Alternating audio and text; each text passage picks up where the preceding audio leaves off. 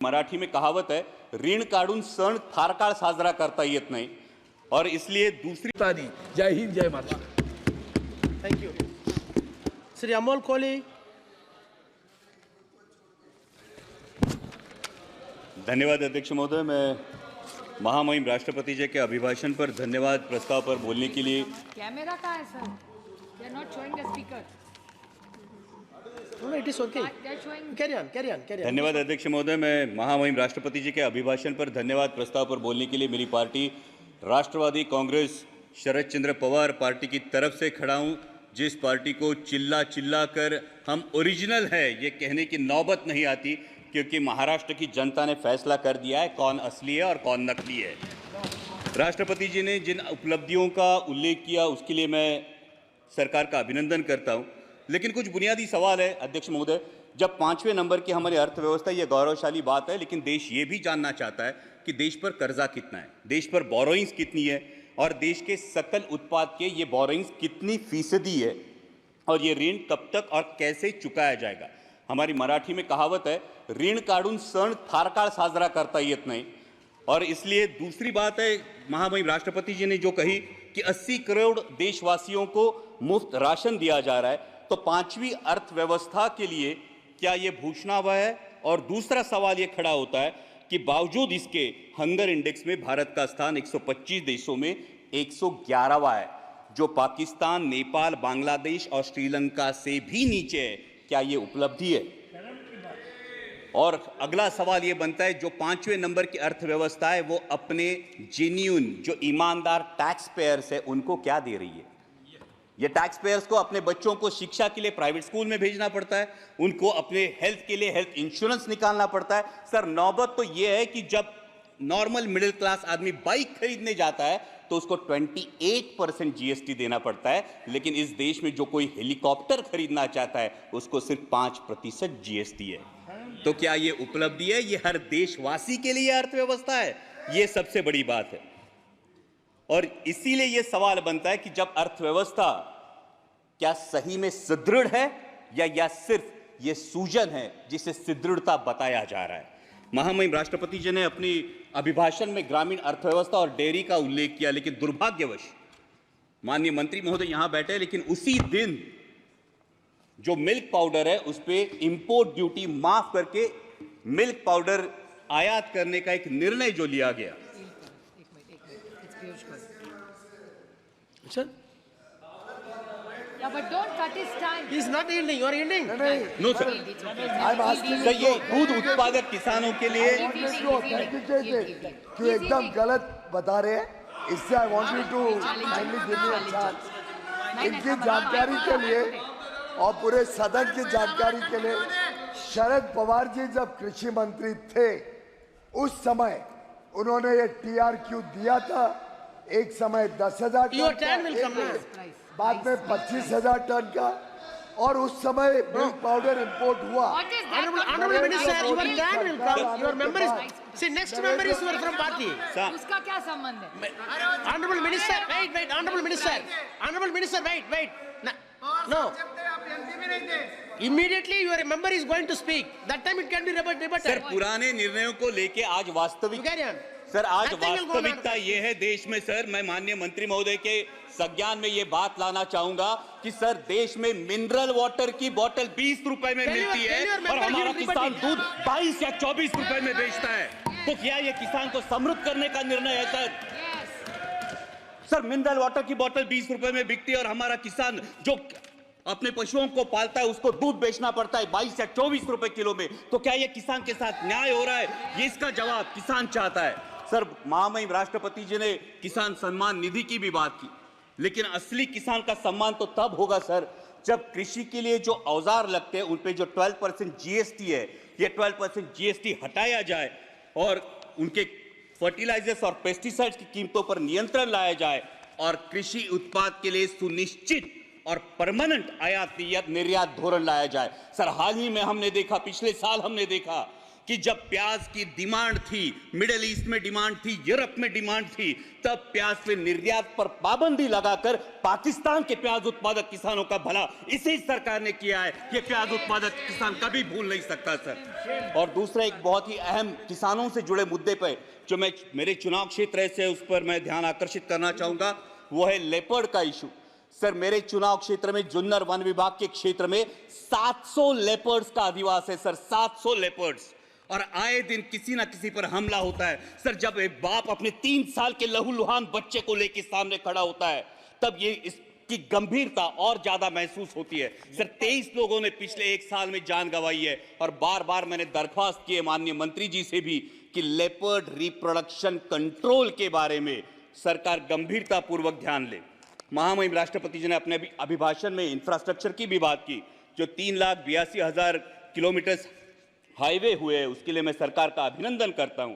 लेकिन जिस railway transport के लिए 1/3 कॉस्ट लगती है, और एक ऑयल इंपोर्टिंग कंट्री के लिए इन रेलवे में कितना इजाफा हुआ, ये भी हम जानना चाहते हैं। और दूसरी बात यह है, जिन प्रोजेक्ट्स के लिए महाराष्ट्र गवर्नमेंट ने 50% कॉस्ट शेयरिंग के लिए अनुमति दी थी, वो 3 प्रोजेक्ट्स है सर, अहमदनगर बीड परली, वर्धा यवतमाल नांदेड़, और वर्षा और गढ़चिरौली, जो 3 साल में रेलवे कंप्लीट करने वाला था। आज 15 साल बाद भी ये प्रोजेक्ट्स निर्माणाधीन है, ये इनकम्प्लीट है।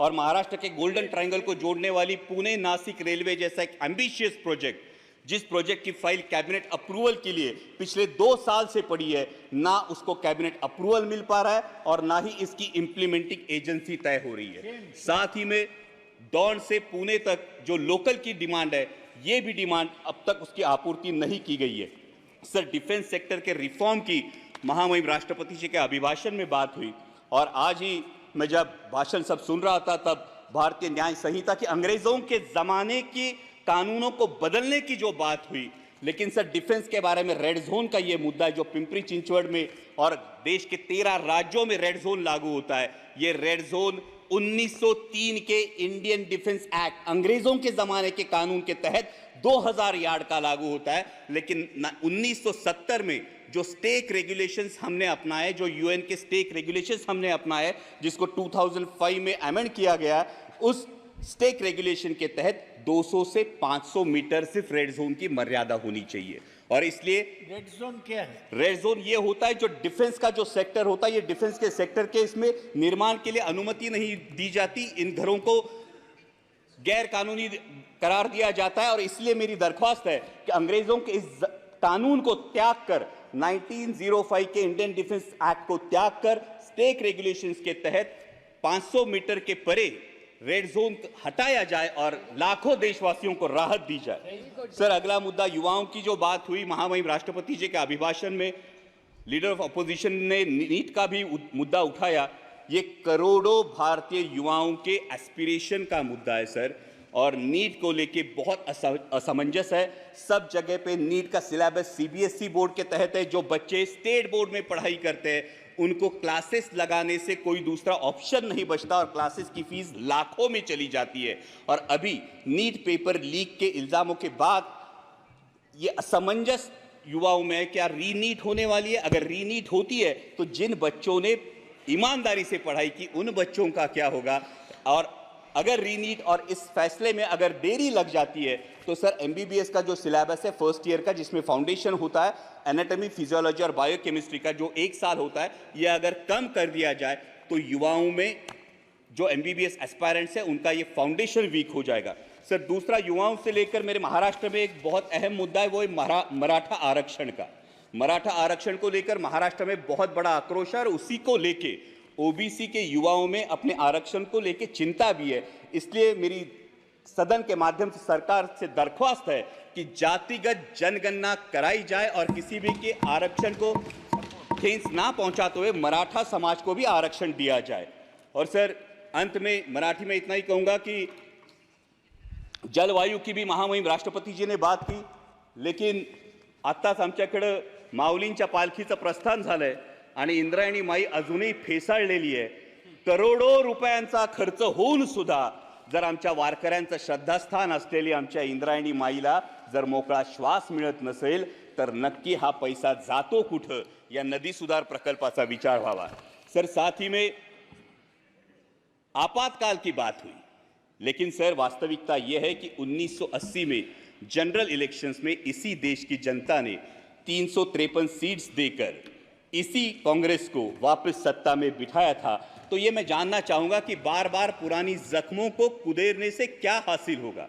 और जब हम डिक्लेयर्ड इमरजेंसी की बात करते हैं तो देश में अनडिक्लेयर्ड इमरजेंसी की भी चर्चा होती है सर।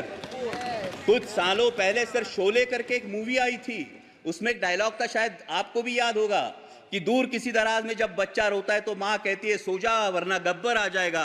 सर हालात ऐसे थे कि जब विपक्ष का कोई नेता सरकार के खिलाफ बोलता है तो उसको बोला जाता है चुप हो जा, सरकार के खिलाफ मत बोल वरना ईडी सीबीआई या इनकम टैक्स आ जाएगा। सर इस इनडिक्लेयर्ड इमरजेंसी का क्या? Sir 2 minute Please, one more speaker is there. Yes sir. One more speaker is sir for जब party. नेता Please तोड़ो stand up, please stand party up. फोड़ो लेकिन विपक्ष मत रहने दो, ये बात होती है। सर जब लीडर ऑफ अपोजिशन ने डर की बात की तो महाराष्ट्र में ही बात हुई थी। 27 जून को माननीय प्रधानमंत्री जी ने भोपाल में भाषण किया था, तब उन्होंने नेचुरली करप्ट पार्टी जिस पार्टी को बोला था, जिन पर इल्जाम लगाए थे, उन्हीं हमारे साथियों को लेकर आज महाराष्ट्र में सरकार बनी है। तो सत्ता पक्ष ये कहे कि उनकी नैतिकता कहां गई। लेकिन अंत में मैं देश की जनता का आभार करूंगा सर, लास्ट पॉइंट, देश की जनता का आभार करूंगा क्योंकि उन्होंने पूर्ण बहुमत नहीं दिया और यह दिखा दिया कि तुम भारत कहो या इंडिया। सर 1 मिनट सिर्फ, लास्ट मिनट, तुम भारत कहो या इंडिया, मैं वही हूं जो अपने कर्म पर विश्वास रखता हूं। मैं वही हूं जो मंदिर मस्जिद मंगल सूत्र से ज्यादा देश की एकता को अहमियत देता हूं। मैं वही हूं जो राजतंत्र से ऊपर लोकतंत्र को मानता हूं, ठेकेदारों से ज्यादा पहरेदारों पर भरोसा करता हूं। तुम भारत कहो या इंडिया, मैं वही हूं जो नफरत से ज्यादा मोहब्बत चाहता हूं, अहंकार से ज्यादा विनम्रता का आदर करता हूं, अधिकार से ज्यादा जिम्मेदारी निभाता हूं। मैं वही हूं जो संविधान से चला हूं और संविधान को ही अपने सर आंखों पर रखता हूं। धन्यवाद अध्यक्ष। Thank you.